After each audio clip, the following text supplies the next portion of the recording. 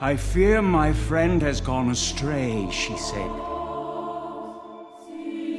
Help him, Virgil, so that he may come to me. I am Beatrice. And when I am finally before my lord, I will praise you to him. Poet, I beg you, give me strength. I will deliver her from this fate, whatever the cost.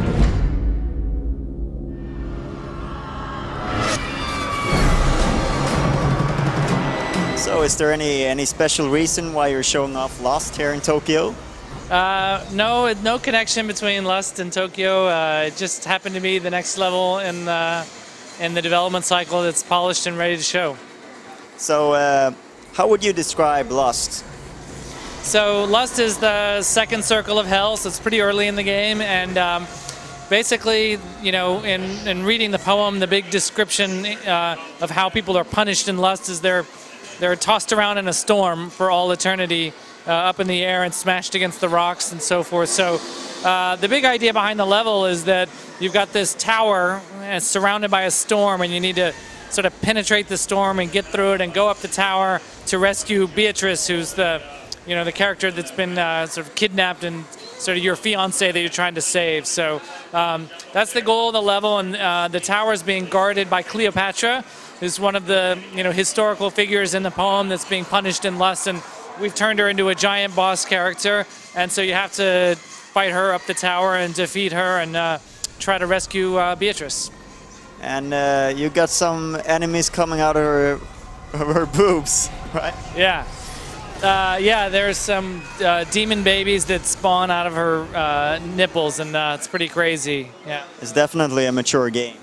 No, it's not for kids. It's definitely aimed at like an adult audience that wants to sort of appreciates that kind of thing. Yeah, exactly, exactly.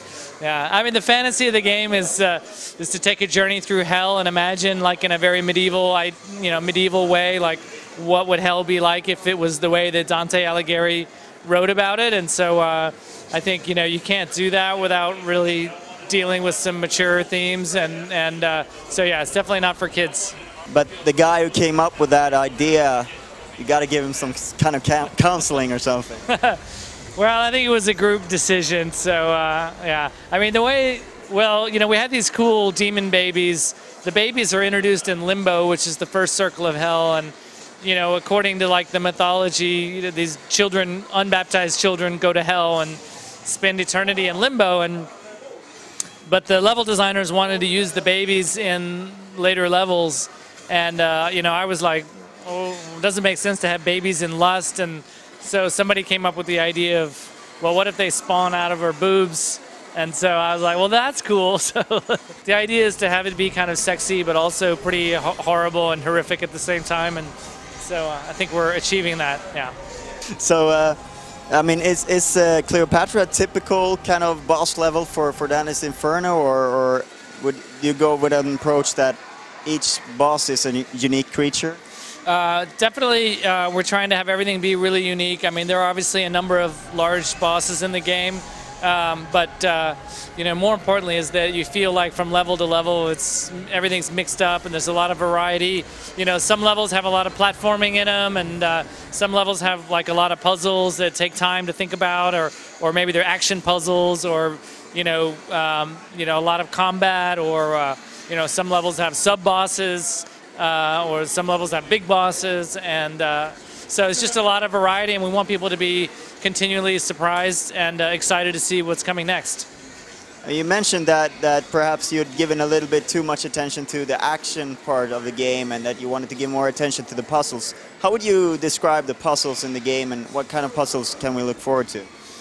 Well, the puzzles are a big part of the game. I mean, there's like dozens of them throughout the game, and they really help to sort of create variety and slow down the pace. And also, I think the big idea behind the game is this guy's breaking into hell, and he's pushing his way through the circles, and hell's trying to stop him. So, that means that he's got to do a lot of fighting, but it also means he's got to figure out like how to open the room, or how to open the gates, or how to, go up the tower. And so we have just a lot of environmental puzzles where you're, trying to kind of just figure out how to keep going. And so some of them are more complex and, with a lot of different switches and levers and trying to kind of figure out how to make the environment do what you want it to do. And some of them are a little bit more action oriented, just like timing, you know, like get there before the door closes, or so it's just a really good variety. I mean, we have an amazing level design team, and every room gets some kind of twist, some kind of unique thing to it, so that you never feel like you're stuck in the same patterns. So you just mentioned that this level is polished, done. How far along are you, and when will we get to play Dante's Inferno for real? I mean, we can play it here today, but... Right, so yeah, this level's pretty close to done. It's not completely done, you know, so we're polishing all the levels right now. You know, we had a really strong alpha, and we're feeling really good about being able to bring that level of polish to all the levels. The game comes out in Europe on February 12th, 2010, and it's going to be on PlayStation 3, Xbox 360, and PSP. I heard a rumor that you plan a demo before release. Is it true? Yes, that rumor is true. Okay. Well, that's a great way to finish the interview, I guess. Okay. Thank you very much for your time. All right, thank you. Cool.